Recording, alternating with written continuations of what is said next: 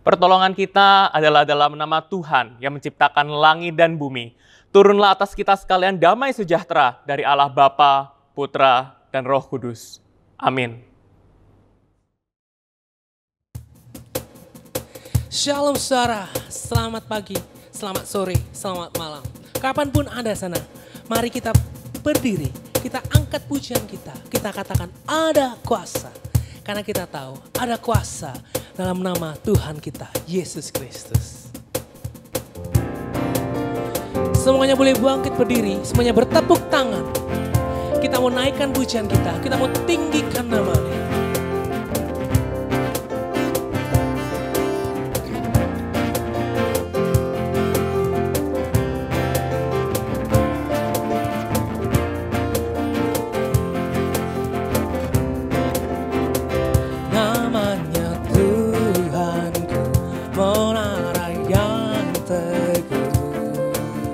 Kota benteng perlindunganku, Allah yang perkasa, Dia Bapa yang kekal, gunung batu keselamatanku. Engkau yang bermulia di bumi di surga, termasyhur perkasa selamanya. Engkau yang berkuasa di dalam segala hal, ada kuasa dalam nama Yesusku. Sekali kita katakan namanya Tuhanku, menara yang teguh.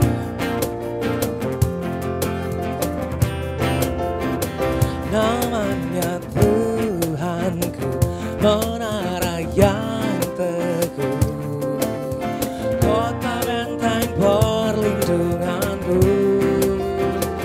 Allah yang perkasa, Dia Bapa yang kekal, gunung batu keselamatanku.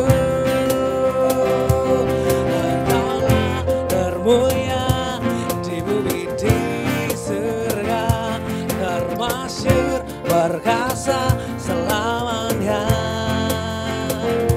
Engkau yang berkuasa di dalam segala hal, ada kuasa dalam nama Yesusku. Nama di atas segala nama, nama yang telah membebaskanku.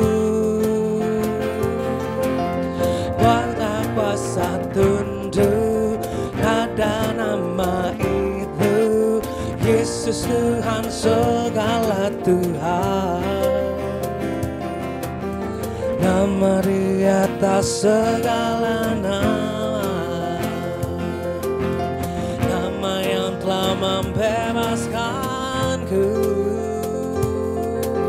Segala kuasa tunduk pada nama itu, Yesus Raja segala raja. Engkau yang termulia, Engkau yang termulia di bumi di surga, termasyhur perkasa selamanya. Engkau yang berkuasa di dalam segala hal, ada kuasa dalam nama Yesusku. Engkau yang termulia di bumi di surga, termasyhur perkasa selamanya. Engkau yang berkuasa di dalam segala hal, ada kuasa dalam nama Yesusku. Ada kuasa dalam nama Yesusku. Ada kuasa dalam nama Yesusku. Mana saudara, pada saat ini kita mau satukan hati. Kita mau tundukkan kepala kita hari ini. Kita mau berdoa. Tuhan Yesus terima kasih, Tuhan Yesus terima kasih. Engkau sekali lagi Tuhan masih boleh mengizinkan kami untuk menikmati hadirat-Mu Tuhan. Di tengah berbagai kondisi kami Tuhan. Mungkin saat ini kami ada yang sedang duduk bersama keluarga kami. Mungkin ada hari ini kami duduk sendirian dalam kamar terisolasi. Atau bahkan Tuhan, ada di antara kami yang sedang terbaring sedikit lemah, bahkan sangat lemah. Tapi kami mengucap syukur hari ini Tuhan. Kami masih diperbolehkan untuk memuji nama-Mu, untuk menyembah Engkau Tuhan. Karena kesempatan ini adalah kesempatan yang indah. Karena kesempatan inilah, karena saat kami memuji memuliakan nama-Mu, jiwa kami kembali disegarkan Tuhan. Terima kasih Tuhan Yesus, terima kasih. Seluruh kebaktian ini, seluruh puji-pujian ini Tuhan, kami ingin sampaikan hanya kepada-Mu saja. Hanya kepada Engkau yang selalu bersama dengan kami. Hanya Engkau Tuhan yang Maha Kuasa, yang tahu tentang hati kami, tentang hidup kami, dan jalan kami Tuhan.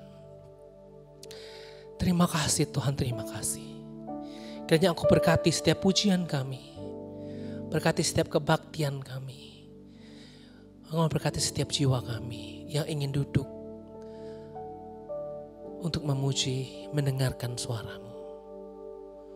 Dalam nama Tuhan Yesus, kami ucap syukur dan berdoa. Amin. Bersama-Mu, Bapa, ku lewati semua. Bersama-Mu Tuhan, kami yakin akan melewati ini semua. Engkau ada bersamaku di setiap musim hidupku. Tak pernah Kau biarkan ku sendiri.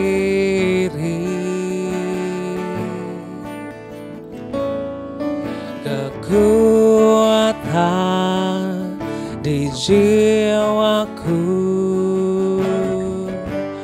hanyalah bersama-Mu.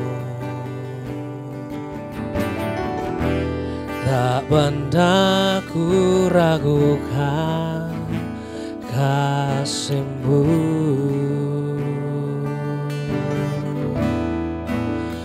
Bersama-Mu Bapa, ku lewati semua perkenan-Mu yang teguhkan hatiku. Engkau yang bertindak, memberi pertolongan.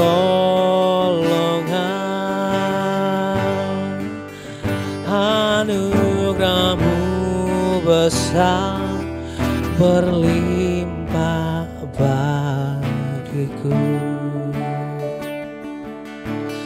Engkau ada di setiap musim hidupku Tuhan.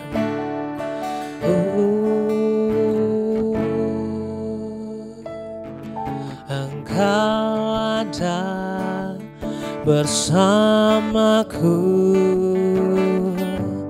di tiap musim hidupku.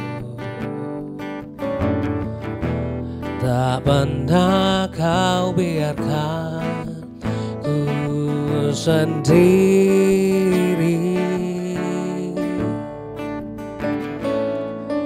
Kekuatan di jiwaku adalah bersama-Mu.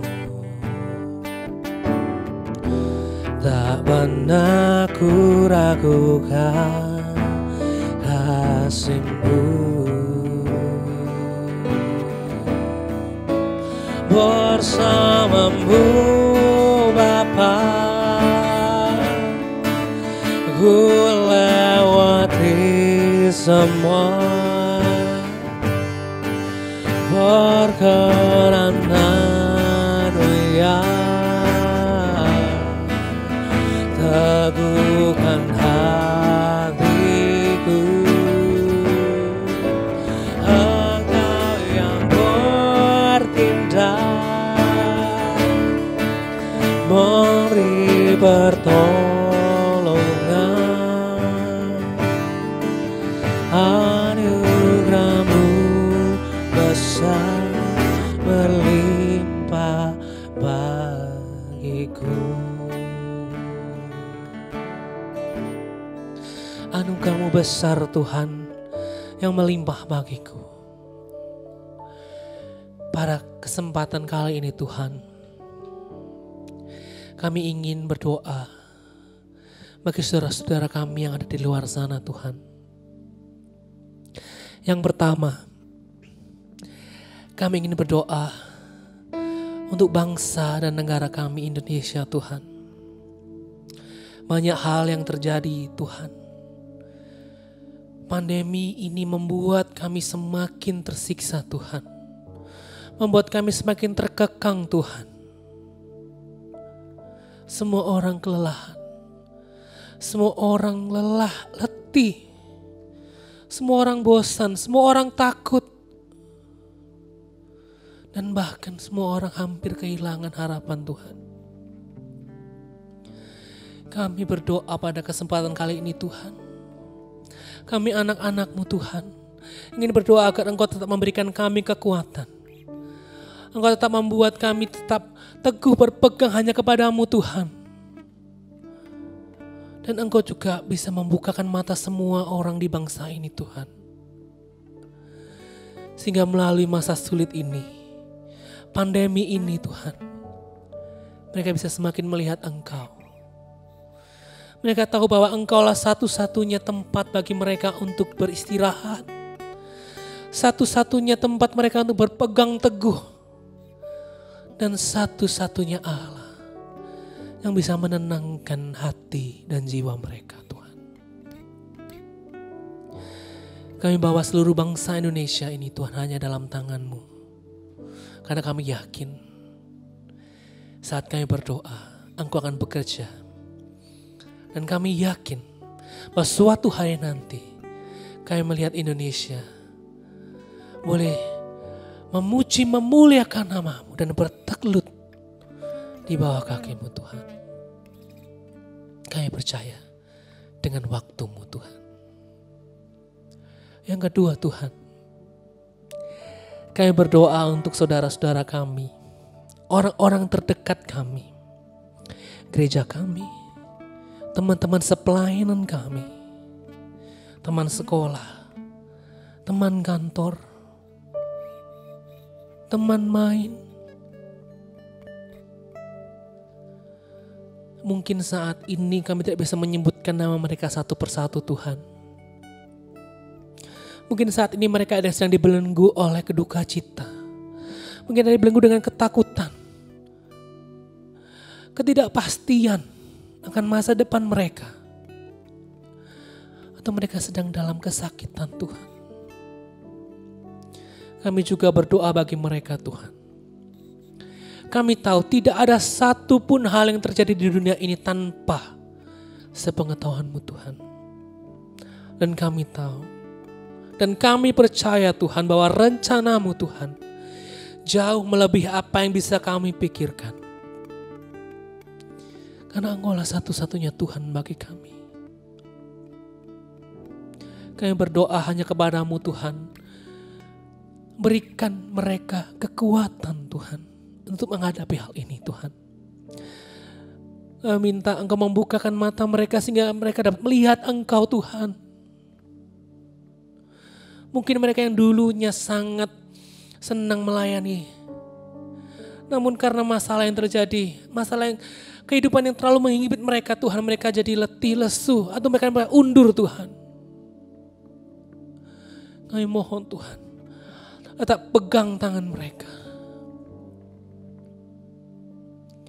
Karena kami yakin Engkau mencintai kami semua tempat ini. Dan Engkau merindukan kami tetap melayani Engkau. Engkau merindukan kami tetap mau memuji nama-Mu, Tuhan. Kami yang lemah ini, mungkin kami yang terbatas ini, mungkin kami yang masih muda ini, Tuhan, tidak bisa berbuat banyak. Tapi pakai kami jadi saluran berkat-Mu, Tuhan.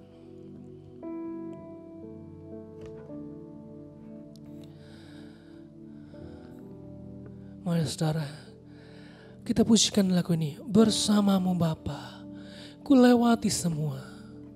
Bersama-Mu Bapa. Jadikan ini sebagai tekad kita bahwa kita mau mengarungi semua hal ini bersama Tuhan. Dan perkenanannya akan meneguhkan kita. Bersama-Mu Bapa, ku lewati semua. Bersama-Mu Bapa, ku lewati semua. Perkenan-Mu ya, teguhkan hatiku. Engkau yang bertindak, memberi pertolongan.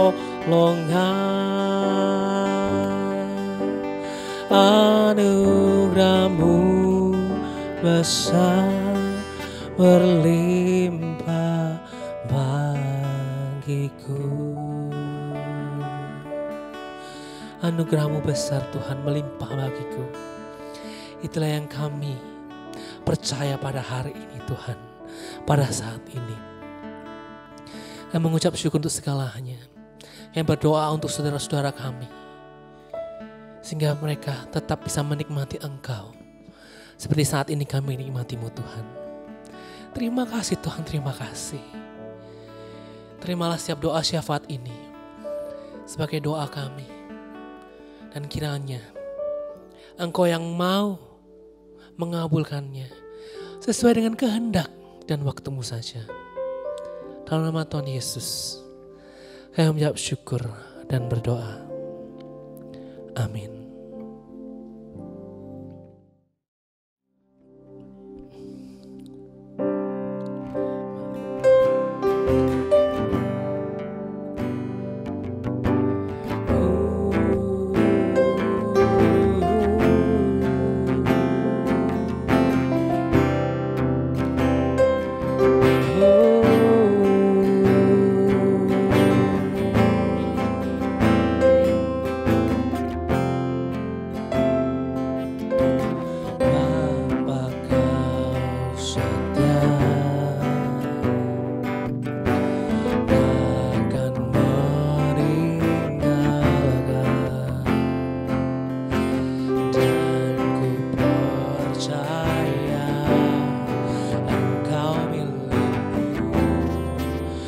Ku milik-Mu, kerinduanku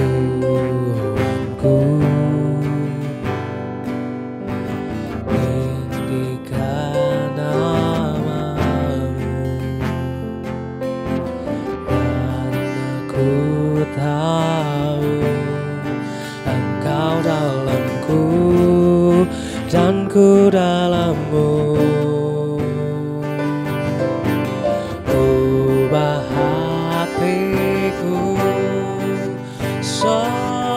Seputih hatimu,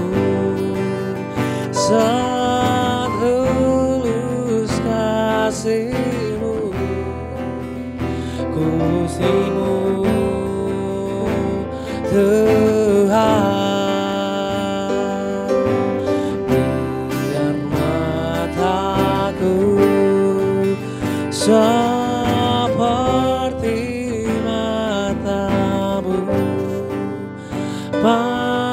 Pancarkan kasih-Mu, ku mau jadi seperti-Mu.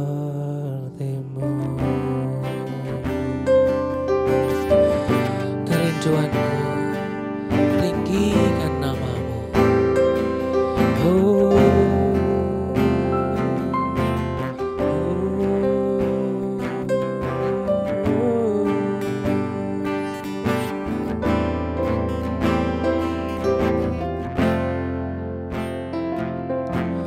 Kerinduanku, tinggikan nama-Mu, karena ku tahu Engkau dalamku dan ku dalam-Mu. Ubah hatiku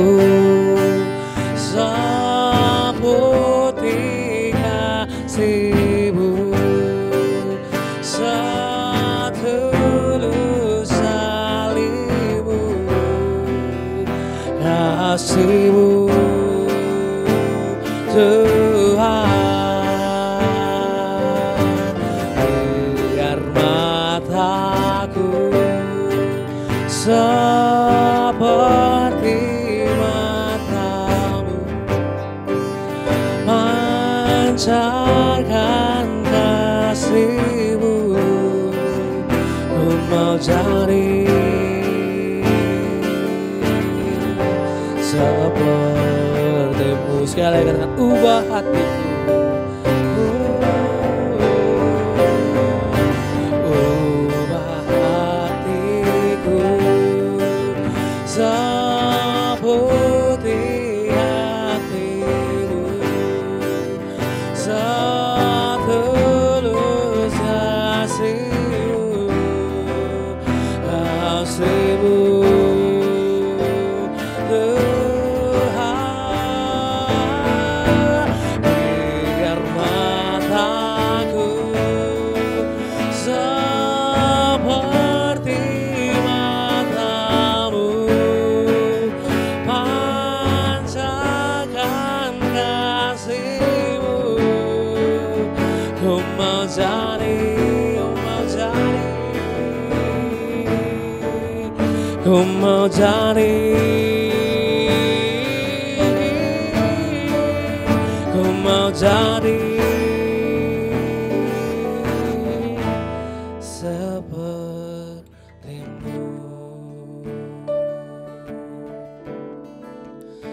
Ku mau jadi seperti-Mu.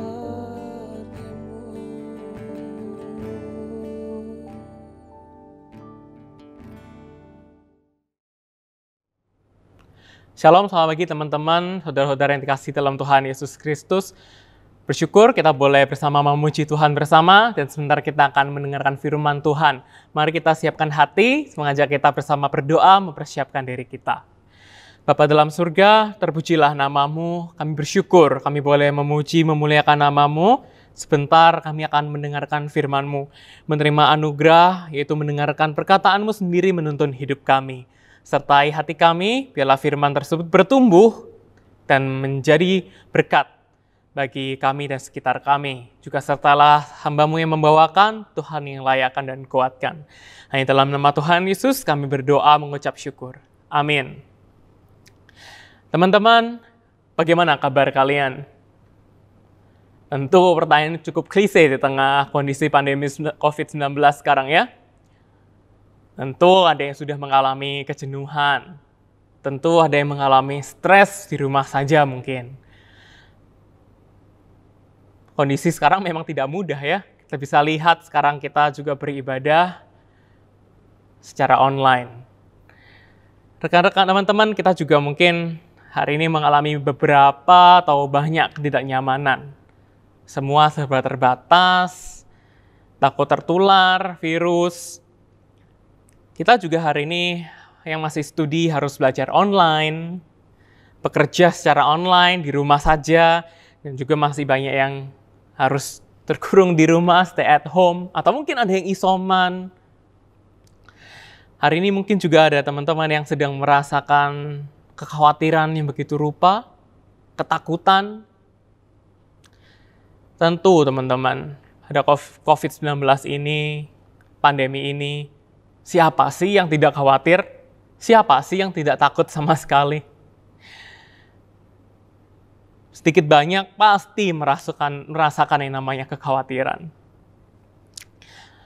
Setiap hari kita melihat berita, COVID-19 memakan korban. Dari orang yang kita nggak kenal jauh di sana, sampai ke keluarga dekat kita, bahkan mungkin kita sendiri pernah kena. Teman-teman, beberapa waktu ini saya mengikuti beberapa kanal berita. Salah satunya dari Kompas. Sebuah berita cukup menarik perhatian saya tentang seorang anak SD, 3 SD berusia 10 tahun yang harus terpaksa isoman sendirian, teman-teman. Saya nggak tahu teman-teman apakah pernah isoman, ya saya sendiri juga nggak pernah, tapi kalau dari teman-teman yang bersaksi tentang menceritakan bagaimana isoman itu, banyak yang kesulitan.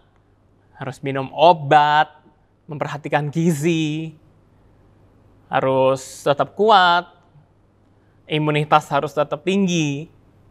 Nah teman-teman, berita ini menarik. Ini seorang anak SD, 10 tahun. Harus melakukan itu semua sendirian. Nah, pertanyaan saya, loh di mana orang tuanya? Di mana kerabatnya?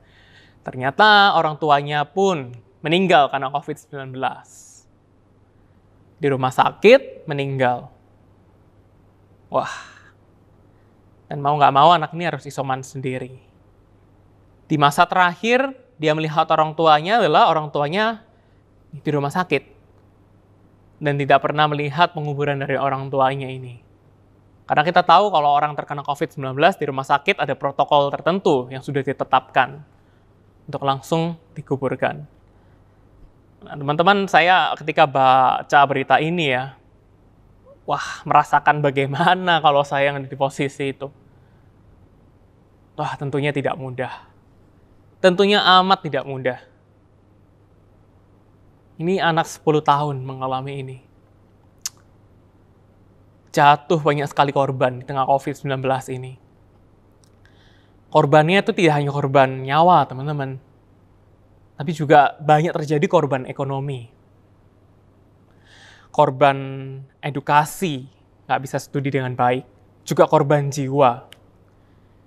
Dan bahkan ada korban iman. Mempertanyakan kehadiran Tuhan di tengah-tengah masa pandemi ini. Di tengah kesulitan-kesulitan ini. Nah teman-teman, maka dari itu hari ini kita akan bersama dikuatkan dengan firman Tuhan. Hari ini kita akan membahas sebuah tema. The power of assist. Kita melihat bersama bagaimana kita bisa menangani kondisi ini bersama-sama. Dan bagaimana Tuhan itu berperan di dalam hidup kita pada masa pandemi ini. Mungkin sekarang kita belum bisa melihat gitu bagaimana Tuhan menurunkan tangannya menolong kita. Tapi kita bersama akan melihat dari firman Tuhan bagaimana Tuhan itu tetap ada melalui the power of assist ini. Mari saya undang kita bersama teman-teman buka Alkitab kita dari Ibrani pasal 13 ayat yang kedua. Ibrani pasal ke-13 ayat yang kedua. Saya akan bacakan untuk setiap kita. Jangan kamu lupa memberi tumpangan kepada orang, sebab dengan berbuat demikian beberapa orang dengan tidak diketahuinya telah menjamu malaikat. Satu lagi teman-teman, dari Galatia pasal 6 ayat 2. Bertolong-tolonglah menanggung bebanmu, demikianlah kamu memenuhi hukum Kristus. Nah, demikian jauh pembacaan kita, berbahagialah kita yang membaca, merenungkan, dan juga apalagi melakukannya. Nah, teman-teman, dari 2 ayat ini saya kira udah gamblang, sudah jelas sekali ya message yang disampaikan. Allah menghendaki kita untuk saling tolong-menolong. Itulah jawabannya, bagaimana kita bisa melihat tangan Tuhan. Nah, kita akan melihat bagaimana koneksi antara kedua ini dengan lebih jelas lagi. Maka dari itu teman-teman ada 2 poin pembahasan yang ingin saya paparkan hari ini, yang dapat kita tarik dari kedua ayat ini. Yang pertama yaitu dari Ibrani pasal 13 ayat 2. Saya menyimpulkan poin pertama ini adalah saling menolong merupakan gaya hidup orang percaya. Teman-teman, saya ingin sedikit mengulik Ibrani pasal 13 ayat kedua ini. Kita melihat lebih jelas secara keseluruhan sehingga kita tahu message apa yang ingin disampaikan. Penulis dari surat Ibrani ini tidak diketahui secara jelas siapa identitasnya. Namun penafsir menduga bahwa orang ini adalah orang yang memiliki hubungan sangat erat dengan para rasul. Dan dari konteksnya terlihat jelas bahwa ini ditujukan kepada orang-orang Yahudi pengikut Kristus. Orang Kristen mula-mula yang pada saat itu mengalami penyiksaan, persekusi, mengalami banyak keadaan terbelenggu. Pada waktu itu, teman-teman, orang ketika memutuskan untuk menjadi pengikut Kristus, itu tidak mudah. Mereka harus siap mengalami yang namanya penganiayaan, penghinaan, penekanan, bahkan kematian. Karena mereka terjadi begitu banyak perbedaan, dan bahkan orang Kristen pada waktu itu orang Yahudi menganggap mereka adalah bidat, maka tidak semua orang Yahudi itu bahkan mau menjualkan barang dagangan mereka kepada orang-orang Kristen. Mereka mengalami kesulitan bahkan untuk mencari pekerjaan, mencari nafkah, belum lagi mereka yang mengalami penyiksaan fisik dan mental. Banyak sekali. Mereka punya difitnah, memberontak kepada penjajah, Romawi, dan sebagainya. Banyak mereka alami. Bahkan mereka kalau mau beribadah, itu harus di gereja bawah tanah gitu ya. Mereka harus disembunyi-sembunyi, bernyanyi pelan-pelan. Kondisi mereka terbelenggu. Nggak mudah. Kalau ketahuan konsekuensinya, wah, parah begitu ya. Terutama yang beribadah. Saya kira kondisi ini mirip-mirip dengan kondisi kita sekarang.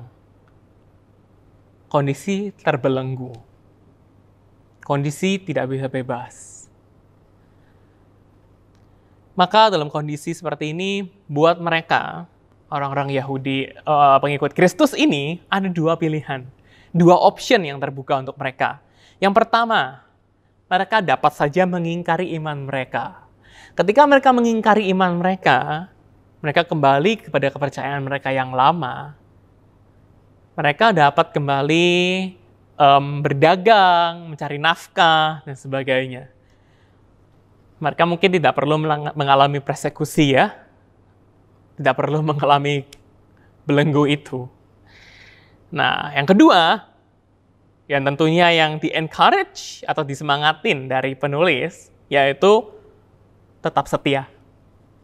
Bagaimana mereka tetap setia, walaupun kondisi dan tantangan yang mereka hadapi sedemikian rupa, begitu sulitnya.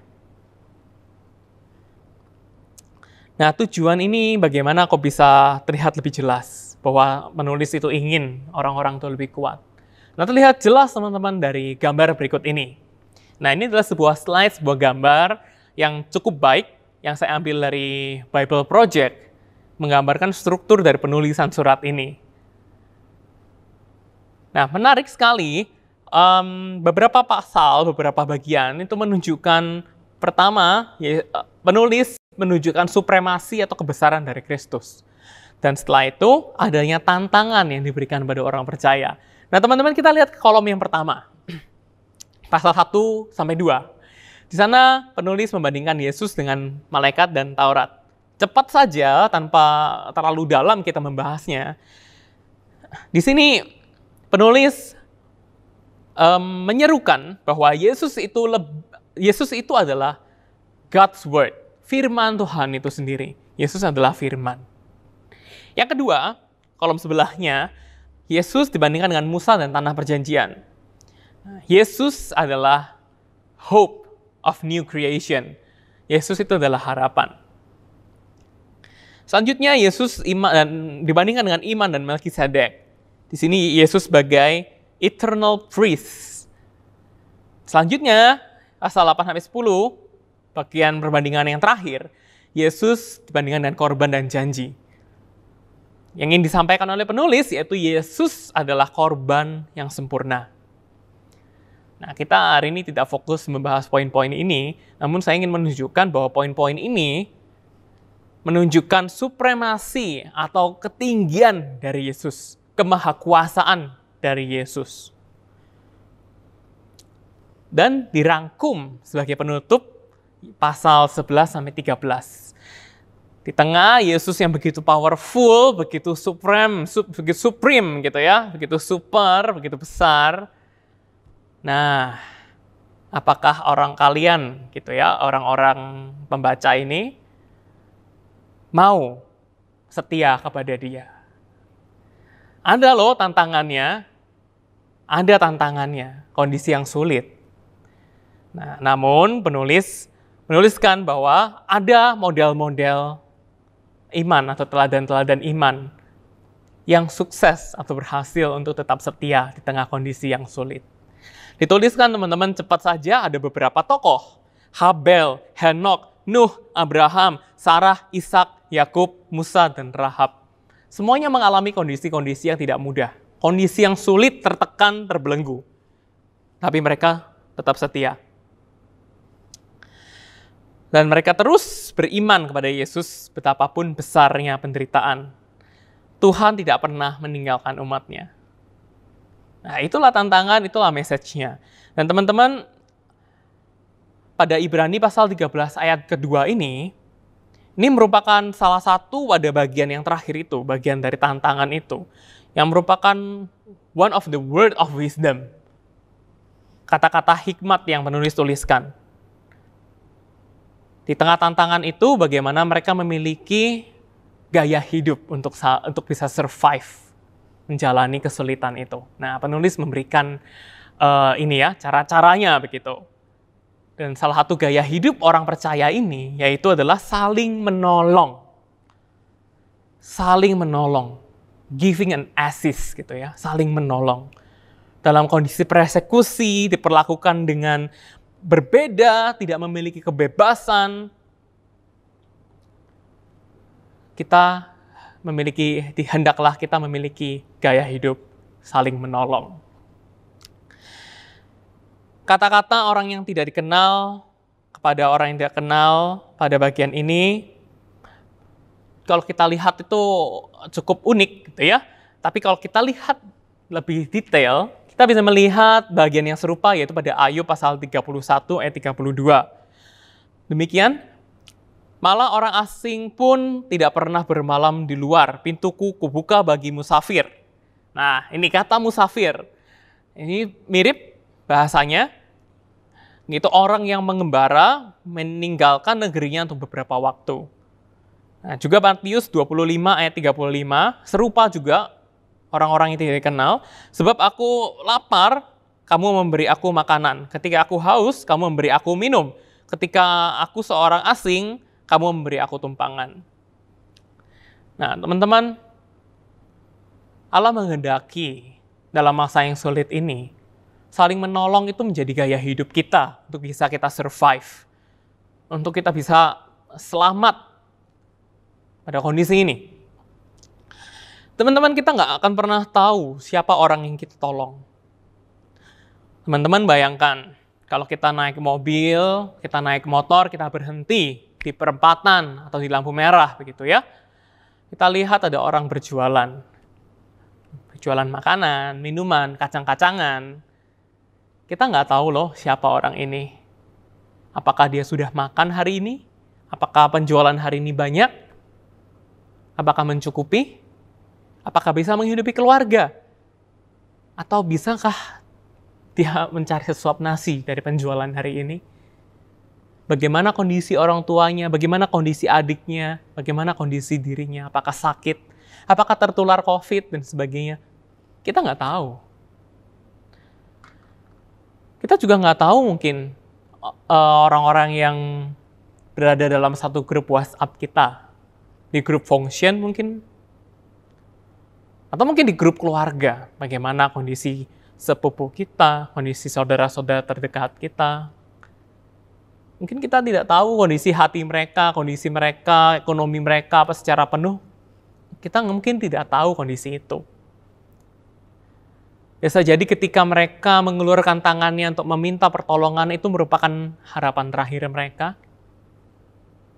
Bisa jadi pada waktu itu mereka berdoa dan memohon untuk melihat kuasa Tuhan, dan Tuhan mau pakai kita untuk menolong, kita tidak pernah tahu. Maka dari itu, biarlah saling menolong ini menjadi gaya hidup kita.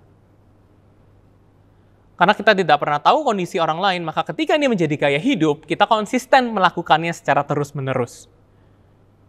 Kita menolong, pertolongan demi pertolongan. Ringankan tangan kita untuk memberi. Dari hal-hal yang sederhana kok, teman-teman, memberi itu. Tidak harus kita menyisihkan jutaan gitu ya untuk kita langsung menolong, atau memberikan nasi kotak gitu kepada satu RT dan sebagainya. Mungkin kalau kita tidak mampu, kita tidak perlu melakukannya sampai segitu. Kita bisa mendoakan mereka dari yang sederhana. Tapi powerful ya, mendoakan itu. Kita juga bisa menanyakan kabar mereka, mendengarkan keluh kesah mereka. COVID-19 ini karena begitu banyak jarak gitu ya, orang-orang itu jenuh, tentu mereka akan bahagia kalau ada teman ngobrol yang selalu beserta gitu ya, bisa cerita, mengisi waktu bersama. Itu akan menjadi hal yang meaningful loh, tengah kondisi ini. Kalau ada rekan-rekan yang isoman, kita bisa bantu, tanya mereka, perhatikan mereka, pastikan obat-obatan mereka ada. Kita bisa bantu. Atau mungkin kalau kita lihat di grup di Instagram gitu ya, banyak sekarang yang cari donor darah gitu. Nah itu kita bisa juga lakukan hal serupa, itu menolong. Itu akan sangat berarti teman-teman. Dan di sana dengan begitu, ketika itu menjadi gaya hidup kita, gaya hidup komunitas kita, nanti ketika kita pun dalam kondisi yang demikian, kita bisa melihat loh tangan Tuhan itu datang melalui rekan-rekan kita, teman-teman kita yang lain. Maka biarlah pada hari ini, saling menolong itu menjadi gaya hidup kita. Gaya hidup komunitas kita, gaya hidup teman-teman function semua. Itu akan sangat impactful bagi kehidupan dan iman kita. Teman-teman, jemaat Tuhan pada waktu itu bisa survive ya, mengalami persekusi yang demikian itu karena mereka terus saling menolong. Bahkan mereka se-ekstrim, harta yang satu adalah milik yang lain. Mereka menjual tanah untuk bisa makan bersama. Sebegitu besarnya. Lakukanlah dari hal-hal yang teman-teman bisa. Arahkanlah perhatian kita pada orang-orang di sekitar kita. Jadikanlah itu gaya hidup kita. Dan biarlah kita survive pada kondisi ini. Teman-teman, poin yang kedua dari Galatia 6 ayat yang kedua. Selain ini merupakan gaya hidup, ini merupakan perintah Allah sendiri untuk kita lakukan. Kehendak Allah sendiri untuk kita lakukan. Kalau ini adalah perintah dan kehendak Allah, tentunya ini harusnya menguatkan alasan kita untuk hidup saling tolong-menolong. Saya akan bacakan lagi sekali. Galatia 6 ayat yang kedua. Bertolong-tolonglah menanggung bebanmu. Demikianlah kamu memenuhi hukum Kristus. Saling tolong-menolong. Bertolong-tolonglah menanggung bebanmu. Demikianlah kamu memenuhi hukum Kristus. Kalau dikatakan hukum Kristus, kita bisa melihat bahwa ini adalah Allah sendiri yang menginginkannya, Allah sendiri yang memerintahkannya, Allah sendiri yang menghendakinya untuk kita memiliki gaya hidup ini, saling tolong-menolong. Teman-teman, surat Galatia ditulis oleh seorang rasul yang begitu setia, yaitu Rasul Paulus. Bagian yang kita baca ini merupakan bagian dari yang sebelumnya, Galatia 5. Ditulis setelah Paulus memaparkan buah-buah roh. kasih sukacita, damai sejahtera, kesabaran, kemurahan, kebaikan, kesetiaan, kelemah lembutan, dan penguasaan dirinya. Intinya yang ingin Paulus sampaikan di sini adalah kita jauh dari keinginan daging. Namun, daripada kita mengikuti keinginan daging, kita menurut roh, hidup menurut apa yang Allah inginkan, menaati hukumnya, bertindak seperti apa yang Allah kehendaki, bertindak seperti apa yang Allah perintahkan. Dan perintahnya ada di dalam hukum Kristus, hukum kasih. Di dalam hukum kasih, kita diwajibkan untuk bersabar, mengampuni, dan saling berbela rasa, saling mengasihi, berbelas kasih kepada satu dan yang lain. Hukum kasih demikian bunyinya. Kasihilah Tuhan Allahmu dengan segenap hatimu dan dengan segenap jiwamu, dan dengan segenap kekuatanmu, dan dengan segenap akal budimu. Dan kasihilah sesamamu manusia, seperti dirimu sendiri. Disinilah kita bisa melihat bersama, bahwa ini merupakan apa yang Allah inginkan, perintah Allah sendiri. Dan tentu kalau ini perintah dan hukumnya, tentu kita harus mengikutinya, bukan? Tentu ini merupakan tanggung jawab kita untuk melakukannya, bukan? Saling menolong dalam kondisi apapun. Teman-teman, hukum kasih itu dapat kita bagi menjadi dua, yaitu vertikal dan horizontal. Yang vertikal, kita bisa melihat kita mengasihi Allah. Tapi juga ada versi horizontalnya, di mana kita mengasihi sesama kita. Dan ini menjadi satu kesatuan hukum. Teman-teman, kita tidak bisa dan kita tidak mungkin untuk hanya menaati salah satunya. Kita bisa berkata, kita mengasihi Allah. Oh, saat teduh saya lancar. Ibadah saya lancar. Persembahan saya banyak. Perpuluhan saya lancar. Setiap hari saya berdoa. Setiap hari saya baca firman. Setiap hari saya Bible study. Wah. Setiap hari saya selalu meditasi. Kita tidak bisa mengatakan itu semua sebagai menaati hukum Tuhan tanpa kita juga menunjukkan kasih kita kepada sesama kita. Kita tidak bisa hanya melakukan itu semua kegiatan rohani itu tanpa kita melakukan tindakan nyata kepada rekan-rekan kita. Tanpa kita memberikan kasih kita, pertolongan kita secara nyata kepada mereka. Kita tidak mungkin dikatakan menaati hukum Tuhan kalau kita melakukan semua itu tanpa kita mengulurkan satu tangan kita untuk menggapai jiwa mereka yang dalam keadaan kesulitan. Tidak mungkin. Allah menghendaki kita menaati hukumnya ini secara keseluruhan. Vertikal dan horizontal. Secara keseluruhan. Kita perlu tindakan nyata menjalani hukum Kristus ini. Menjalani hukum Tuhan ini. Teman-teman, mungkin masih ada hal yang mengganjal dalam hati kita ketika kita mendengarkan perintah ini. Namun jangan khawatir. Tuhan itu memberikan perintah. Tapi bukan berarti itu mustahil untuk kita lakukan. Walaupun sulit, mungkin iya sulit. Kita masih penuh akan kedagingan. Ketika kita mau menolong, kita masih berpikir, aduh, belum tentu saya akan diperpanjang terus di pekerjaan saya.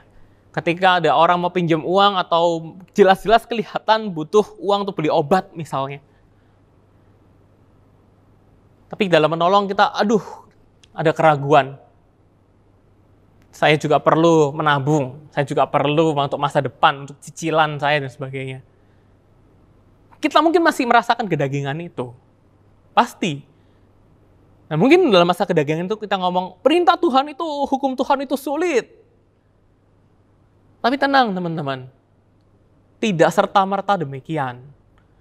Tuhan itu tidak hanya memberikan hukum atau perintah tanpa juga memberikan teladan. Teman-teman, saya dengan waktu yang terbatas ini, saya akan memaparkan teladan yang paling besar, paling ultimate gitu ya. Teladan yang paling jelas. Yaitu teladan dari Kristus sendiri. Teladan dari Kristus sendiri. Ada beberapa poin teman-teman, dari yang kecil sampai yang paling besar. Karena begitu banyaknya teladan Kristus, saya ambil beberapa teladan. Yang pertama, dalam masa pelayanan Yesus. Yesus begitu mengasihi murid-muridnya. Bahkan pertolongan kepada Petrus, muridnya yang dikasihinya pun hadir. Ketika ibu mertua Petrus sakit, Yesus datang dan memberikan mujizat kesembuhan di sana. Tanpa ragu, tanpa menunda, Yesus melakukannya.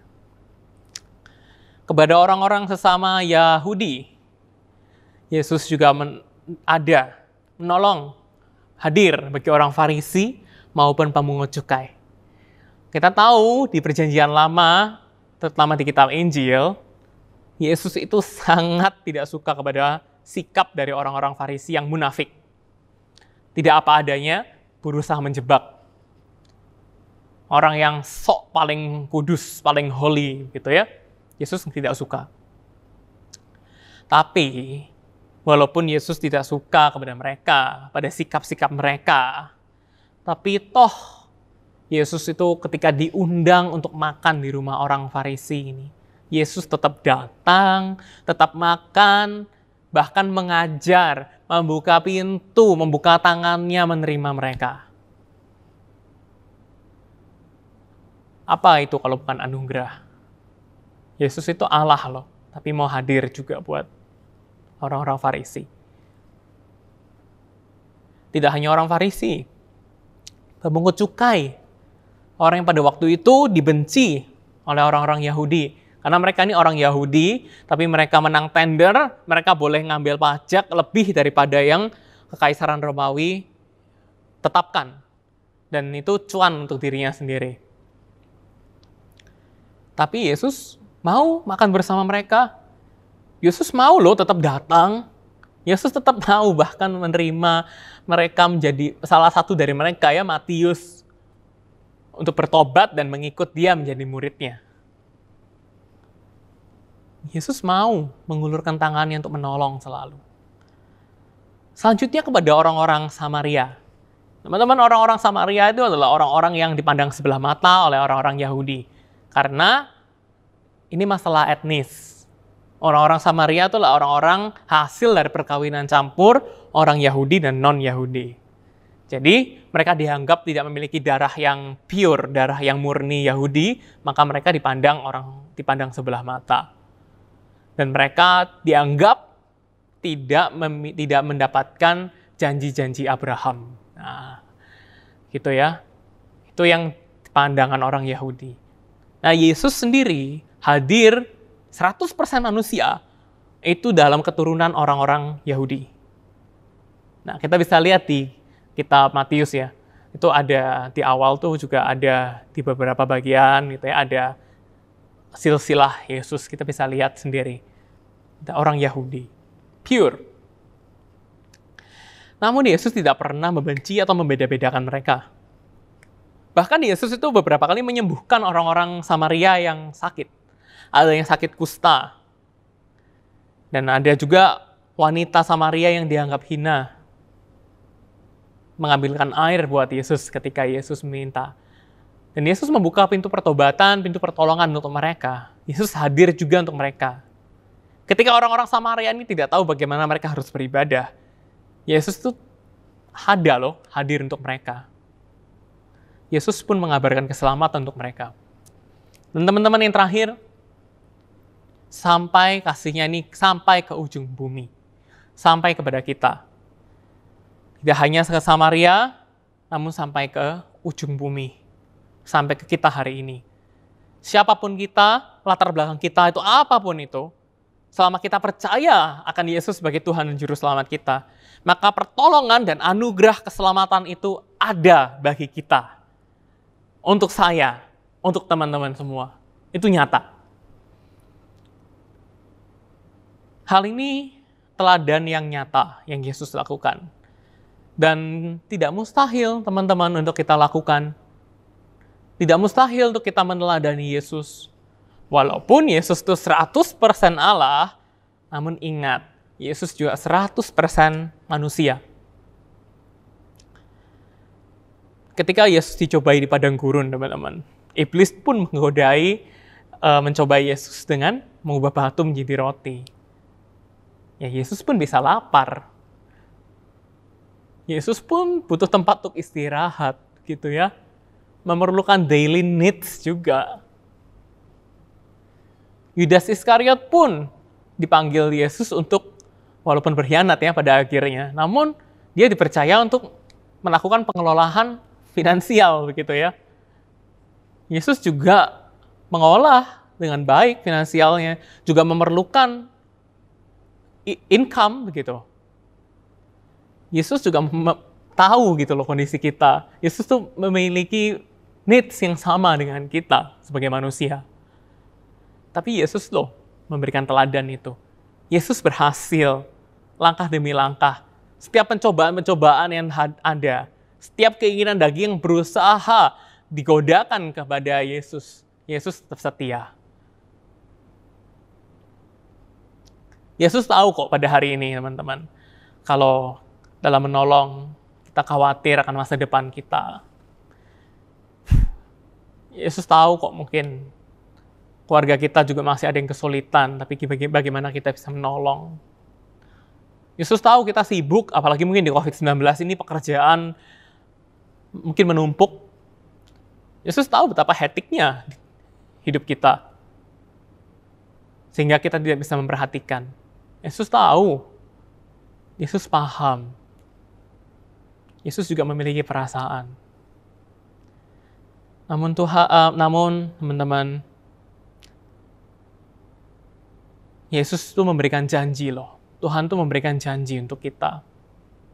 Walaupun di setiap kesulitan yang kita alami sekarang, ekonomi, kesulitan, kerjaan, studi, apapun itu, Yesus itu memberikan janji kepada kita. Matius 28 ayat 20. Dan ajarlah mereka melakukan segala sesuatu yang telah kuperintahkan kepadamu, dan ketahuilah, aku menyertai kamu senantiasa sampai kepada akhir zaman. Ibrani 13 ayat 5. Janganlah kamu menjadi hamba uang, dan cukupkanlah dirimu dengan apa yang ada padamu. Karena Allah telah berfirman, aku sekali-sekali tidak akan membiarkan engkau, dan aku sekali-sekali tidak akan meninggalkan engkau. Roma 8 ayat 38. Sebab aku yakin bahwa baik maut maupun hidup, dan malaikat-malaikat maupun pemerintah-pemerintah, baik yang ada sekarang maupun yang akan datang, atau kuasa-kuasa baik maupun yang di atas maupun di bawah, ataupun sesuatu makhluk lain, tidak akan dapat memisahkan kita dari kasih Allah yang ada dalam Kristus Yesus Tuhan kita. Sulit untuk memiliki gaya hidup itu. Iya, sulit. Walaupun Yesus sudah memberikan teladan, tetap sulit. Iya, tetap sulit. Challenging. Iya. Tidak mudah. Kita juga punya kekhawatiran. Tapi Yesus berjanji. Allah berjanji. Kalau kita melakukan firman-Nya, kita melakukan perintah-Nya, Tuhan nggak pernah tinggalkan kita. Tuhan nggak akan biarkan kita orang yang setia, anak-anak yang setia ini kelaparan. Tuhan tidak akan pernah biarkan kita menderita. Kalaupun kita dalam kondisi yang harus menderita, tidak pernah Tuhan mengangkat tangannya dan meninggalkan kita. Tidak pernah.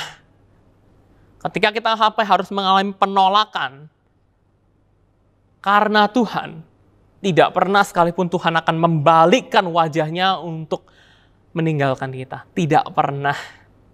Selalu ada. Dan kalau seperti yang tadi Ibrani paparkan, kalau Allah yang begitu supreme, begitu besar di atas segalanya, beserta dengan kita, lalu apa yang menjadi keraguan kita? Apa yang kita takutkan? Apa yang saya takutkan dan apa yang teman-teman takutkan? Seharusnya tidak ada, bukan? Seharusnya kita semangat dan semakin percaya untuk melakukannya, bukan? Allah menghendaki kita untuk saling menolong. Allah hadir untuk kita. Allah hadir kepada kita melalui rekan-rekan kita, teman-teman kita.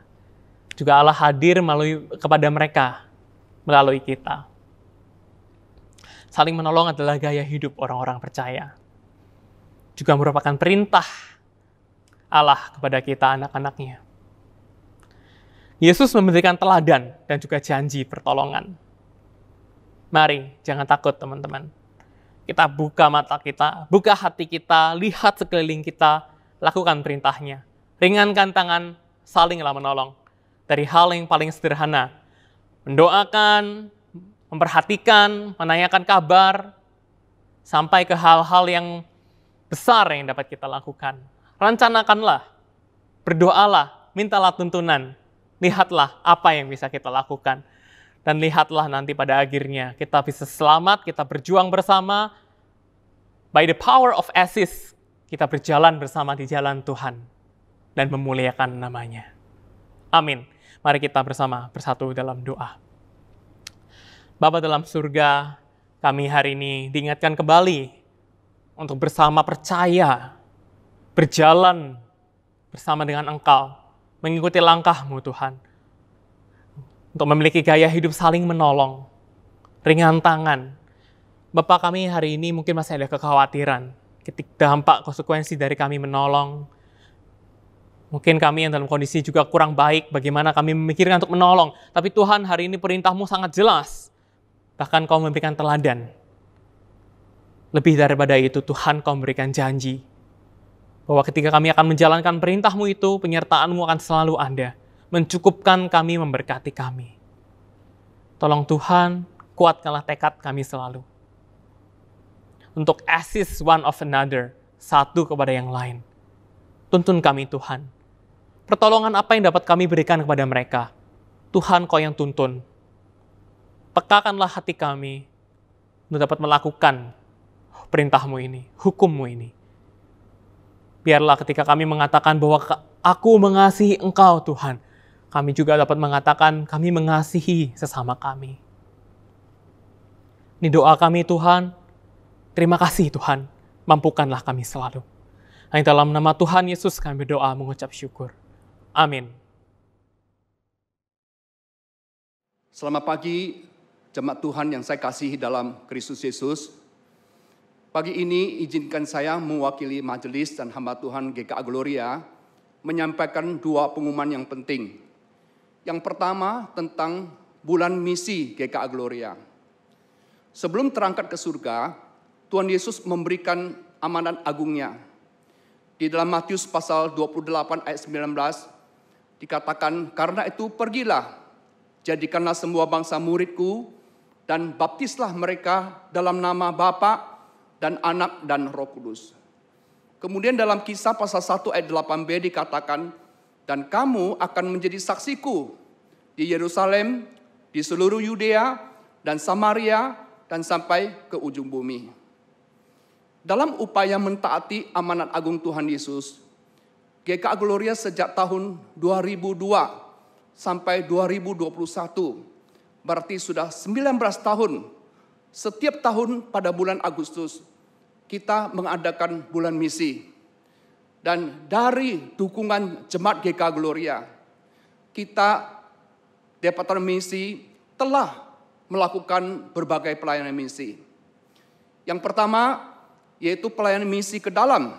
Di sini meliputi pengadaan bulan misi pada Agustus, training PI, training misi berupa Kairos, interface, seminar misi, dan lain-lain. Lalu yang kedua tentang pelayanan misi insidentil. Ini meliputi pembagian sembako pada bulan Agustus, baksos dengan abdi mulia, kunjungan ke panti-panti asuhan, mission trip, dan juga bantuan bencana COVID-19 dan bencana alam di NTT. Yang ketiga tentang pelayanan misi keluar rutin. Di sini yang pertama kita menyaksikan ada Papua Mission. Di dalam Papua Mission ini, Bapak Ibu sekalian, kita mendirikan Rumah Sagu Titimika yang menampung 50 anak asuh dari SD sampai SMA. Kemudian merintis gereja di Paumako. Lalu kita juga mengutus hamba Tuhan di 6 lokasi pedalaman suku Asmat. Lalu kita juga mengadakan kerjasama dengan Kipek Nusantara. Kita mendirikan Kupang Christian Center. Di dalam KCC ini ada panti asuhan yang bernama House of Hope. Ada 70 anak di dalamnya. Lalu ada sekolah kasih karunia dari SD sampai SMA, muridnya ada 250 orang. Kemudian yang ketiga tentang BTCC, yaitu Batang Tarang Christian Center. Di sini kita ada program food program untuk anak-anak di Batang Tarang, ada program pemberdayaan lahan, dan ada proses pembangunan panti asuhan di Kalimantan Barat. Lalu kita juga mengadopsi 4 gereja desa di lereng Gunung Lau yang meliputi di Sabrang, di Gembong, di Gunung Kusan, dan juga di Gempol. Dan akhirnya kita juga memberikan puluhan beasiswa untuk sekolah di STT dan juga membiayai kehidupan hamba Tuhan di pedesaan. Karena itu kami sangat mengharapkan jemaat dengan setia boleh mendukung doa, mendukung daya, dan juga mendukung pendanaan ini. Yang kedua, tentang pemilihan majelis GKA Gloria. Puji Tuhan, karena pertolongan Tuhan, kemajelisan GKA Gloria periode 2018 sampai 2020 dapat dilalui dengan baik. Seharusnya pada tahun 2020 kita sudah mengadakan pemilihan majelis. Tapi karena pandemi, pemilihan ini tertunda 1 tahun. Namun pada tahun 2021, di dalam segala keterbatasan, kita akan mengadakan pemilihan majelis baru periode 2022 sampai 2024 pada 5 September sampai 12 September 2021. Pada hari ini, saya akan memperkenalkan 108 calon majelis baru dari 6 GKA Gloria, yaitu 37 dari GKA Gloria Pacar, 29 dari GKA Gloria Kota Satelit, 17 dari GKA Gloria Galaksi, 9 dari GKA Gloria Samudera, 7 dari GKA Gloria Rungkut, dan 9 dari GKA Gloria Nirwana. Bila jemaat mempunyai keberatan yang sah terhadap calon majelis yang ada, dapat mengajukan keberatan dengan menulis surat kepada majelis di gereja di mana jemaat beribadah. Lalu yang kedua, pada minggu depan tanggal 22 Agustus, jemaat akan menyaksikan presentasi tata cara pemilihan majelis baru. Kami mengharapkan jemaat dapat memilih tata cara pemilihan yang cocok bagi kita. Dan yang kemudian yang ketiga adalah pemilihan majelis baru 2020 sampai 2024 akan dilaksanakan mulai 5 September sampai dengan 12 September 2021. Pada akhirnya, mari kita saksikan profil calon-calon majelis baru 2022 sampai 2024. Terima kasih.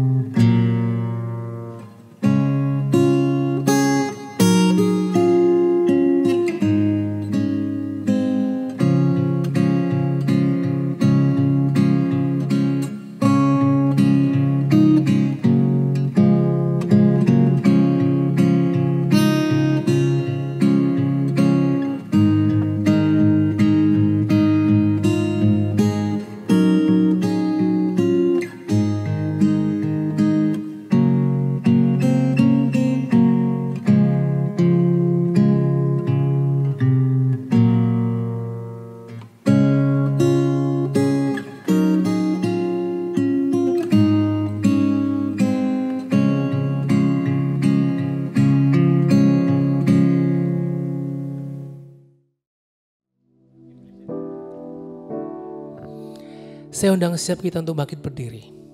Bersama umat Kristen di seluruh dunia dan segala zaman. Mari kita ikrarkan pengakuan kita. Pengakuan iman rasuli. Aku percaya kepada Allah, Bapa yang Maha Kuasa, Khalik langit dan bumi. Dan kepada Yesus Kristus anaknya yang tunggal Tuhan kita. Yang dikandung dari Roh Kudus. Lahir dari anak darah Maria. Yang berderita sengsara di bawah pemerintahan Pontius Pilatus, disalibkan, mati dan dikuburkan, turun ke dalam kerajaan maut. Pada hari yang ketiga, bangkit pula dari antara orang mati, naik ke surga, duduk sebelah kanan Allah, Bapa yang Maha Kuasa. Dan dari sana ia akan datang untuk menghakimi orang hidup dan yang mati. Aku percaya kepada Roh Kudus, gereja yang kudus dan am, persekutuan orang kudus, pengampunan dosa, kebangkitan tubuh, dan hidup yang kekal. Amin. Mari teman-teman, kita sebentar akan menerima berkat dari Tuhan. Maka dari itu saya mengundang kita bersama untuk bangkit berdiri. Tuhan memberkati kita semua. Dan kiranya Tuhan melindungi kita. Kiranya Tuhan yang Maha Kasih itu menyinari kita dengan wajah-Nya. Dan memberikan kepada kita semua kasih karunia-Nya yang berlimpah itu.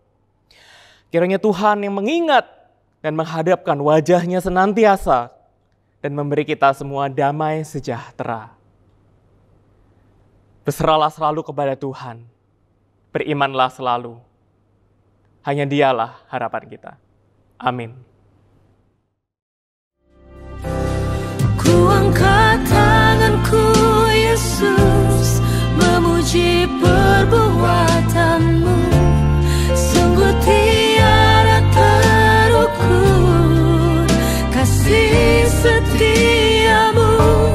Dalam naungan sayap-Mu ku mau terus menyembah-Mu.